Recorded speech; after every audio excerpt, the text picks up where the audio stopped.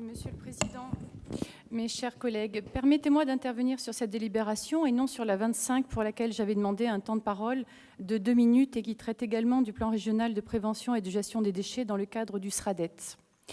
Aujourd'hui, dans le domaine de la gestion des déchets, un constat fortement regrettable. La France est l'un des mauvais élèves de l'Europe. La région le plus à la traîne est la région Provence-Alpes-Côte d'Azur.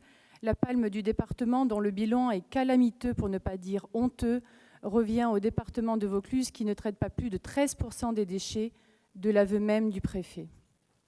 Cette nouvelle compétence qui a été transférée aux régions nous oblige et devrait permettre à notre collectivité d'adopter enfin une attitude vertueuse. Malheureusement, votre plan régional manque très clairement d'ambition. Alors que de nos jours, nous savons retraiter 99% des déchets, vous semblez animé d'une volonté de vouloir développer la filière de retraitement.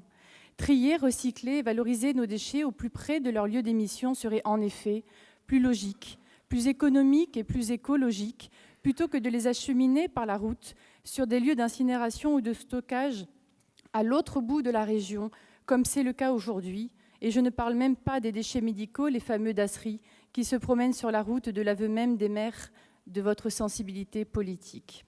À ce sujet, je voudrais attirer votre attention sur les sites d'enfouissement d'Entraigues sur la Sorgue, dont la surface d'exploitation va passer de 30 à 50 hectares, avec une hauteur du talus aujourd'hui à 18 mètres, qui devrait être prochainement portée à 50 mètres, plus haute que le Palais des Papes d'Avignon. Il serait bon d'envisager un dossier technique précisant les chiffres du tonnage à l'année des ordures ménagères avec la ventilation, stockage, incinération, ainsi que le coût pour nos administrés, le pourcentage des déchets triés, la provenance des déchets, le type des déchets triés et le nombre de camions qui se promènent sur la route, ainsi qu'une enquête épidémiologique auprès de la DREAL-PACA, afin de protéger la population. Sur cette délibération, Monsieur le Président, nous nous abstiendrons. Je vous remercie.